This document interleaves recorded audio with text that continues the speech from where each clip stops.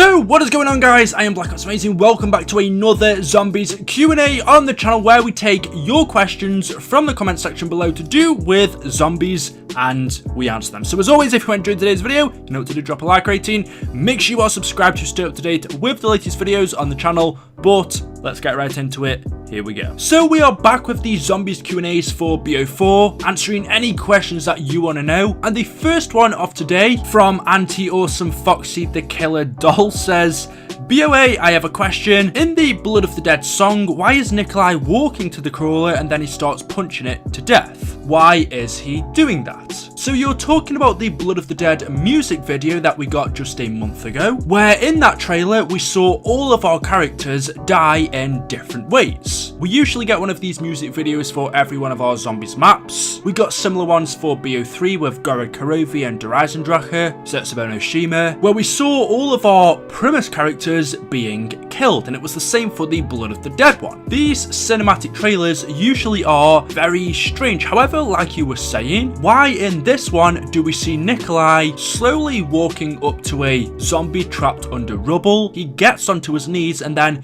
begins to punch it to death. And I believe this scene was put in here to show exactly how the characters are feeling. We know that the Primus crew up until this point have been trapped in a very long cycle doing events over and over again. They've been to these maps hundreds of times before, and so I think this is just showing how tired they are, realizing that they are trapped in this never-ending loop, doing these same things over and over again, being exhausted, having had enough of doing this. They've been doing this for so long now. I think Nikolai is just tired of it. He's sick and tired of killing zombies, doing all of this over and over again. It never seems to end. And I think to show his frustration, he takes it out on one of the zombies and just starts punching it to death. And I mean, that isn't the only example we can use. We also see in this trailer the Primus crew get very angry. Richtofen just begins screaming to himself, shouting in the air. He punches a mirror. Takeo just sits on the floor looking helplessly. All of the Primus characters in this trailer look tired. It looks like they've given up or they've had enough. And so they would be if you had to do the same thing over and over again for the rest of your life. I think eventually you just want to give up. But as we know, in Blood of the Dead, they finally broke the cycle, the loop has ended, and they can now go on to finish this and change their future. The next question says, what is the meaning of the zombies loading menu when they are in the forest? Is it the same as the one from Black Ops 3? So if we take a look at the BO4 zombies menu, we can see it is our characters, whether you play as Primus or the new Chaos crew, but the background for the zombies menu is indeed a forest, similar to the one that we saw in Black Ops 3. Now, if we go back to that one, it was our characters sitting around a campfire doing different things. Sometimes they would just sit there, sometimes they would eat food, hold a stick over the fire, do different little things. And then in the background there were zombies just walking around. They wouldn't attack the characters, they would just roam around. And then of course also for BO3 we had our character memory trailers, one for Richtofen, Takeo, Nikolai and Dempsey, and they were all each sitting in the forest thinking about their lives, about what they had done, what they had been through. These character memory trailers were actually quite emotional. It seemed in that game like it was a big part of our story, but as we went on through the maps up until Revelations, we never heard any information about this forest. We were never really told as to what this actually means, what the story behind it is, why our characters are there. We know that every time we died in zombies and then went back to the loading menu, that is where our characters would end up. So we thought that maybe it's a place that our characters go after they have died. It's kind of like a purgatory place, similar to the Frozen Forest in the campaign, and we were left to speculate about that, but officially nothing was ever given to us about it. And now we can see in Black Ops 4 Zombies we've got a very similar situation. The forest looks a little bit different. There's no zombies in the background. There are trees, rubble, there is fire in the background. Like I said, it's not only our Primus characters that end up here, it's also our new Chaos characters as well. But what the meaning behind it is, we don't know. We weren't really given one for Black Ops 3s, so I don't expect one for BO4s. It seems like it is a place that our characters go to when they die. Like I said, in BO3s, it is a place where they would reflect on their life, so maybe it is the same, or possibly it just means nothing at all. It is just a menu loading screen that the Treyarch have put in here to look interesting. I don't know, definitely let me know your thoughts about this in the comment section below. LazyDog254 says, hello BlackOpsAmazing, in Revelations, Dempsey says to Rick Toffin something about Alcatraz. So, does that mean that Revelations happens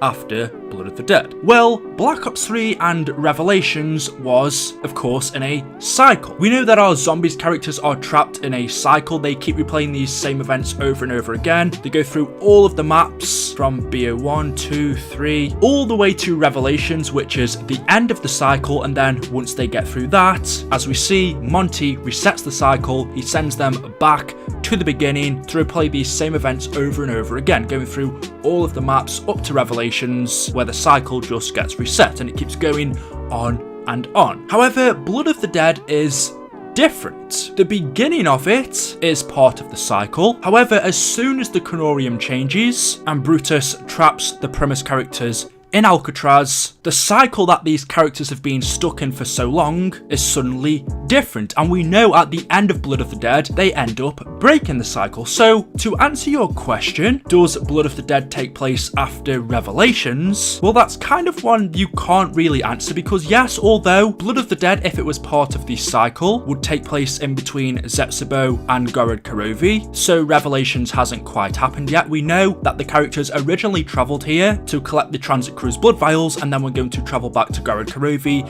and then go to Revelations. But Blood of the Dead is in a pocket dimension. It breaks away from the cycle, so yes, even though it does take place before Revelations, Revelations isn't going to happen now. Because Blood of the Dead has happened, the cycle has been broken, the maps after this, such as Gorod Karovi and Revelations, don't need to happen. So if you were to put them in order of maps, yes, it takes place before Rev, but technically it doesn't, because it's a totally different cycle. If you were to say that Revelations is cycle 30 out of 100, well, Blood of the Dead could be part of cycle 60 out of 100, but because in this map we break the cycle, Rev now isn't going to take place. So to answer it, it's really confusing and can be hard to understand, but the answer is, well, yes and no at the same time. Kind of a more personal question to me, but Frozen Burrito says, hey BOA, what is your favourite map on BO4, multiplayer or zombies? So I don't really play as much multiplayer, although if I had to pick one, I'm not really too keen on the new maps. I like the older ones, I like Firing Range. But in terms of zombies, if I had to rank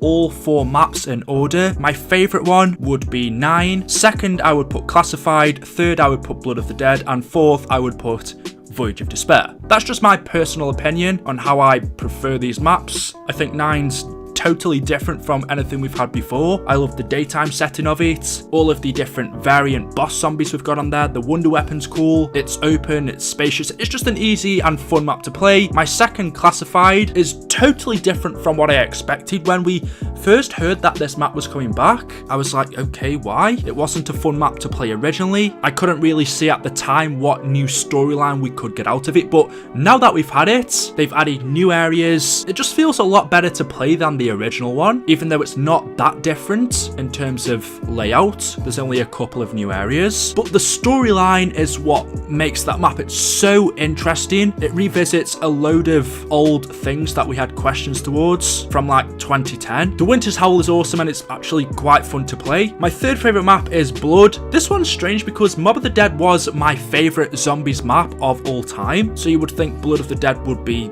the same, but I don't know, there's just something about it. It's a little bit frustrating to play in BO4. The atmosphere doesn't seem anywhere near as scary. It's a good map, the Easter egg is awesome and it does come close to Classified, but the fourth one for me is Voyage. I don't know what it is about this map. I think it's just the tight corridors. I'm not really feeling it. I don't think the atmosphere is very good for something that's so sad that happened. You would think that they do a lot more in terms of like emotions for this map. I think the boss battle is a bit strange, fighting a giant eye. I think something like, I don't know, a sea monster, a kraken would have been really cool for this map. And the ending is okay, but it's a little bit lame. They just escape off the Titanic and we find out Bruno is the betrayer. It's yeah, it was a big disappointment. I wouldn't say that, but I thought this was going to be the best map on BO4, and I definitely don't think it is. But like I said, that's just all in my opinion. Honestly, they're all great maps, but if I had to rank them, that's how I do it. Let me know yours in the comment section below. But anyway, guys, hopefully you have enjoyed today's video. If you have, as always, drop a like rating. Make sure you are subscribed to stay up to date with the latest zombies videos on the channel. And as always, I will see you guys in the next one. Until then, goodbye.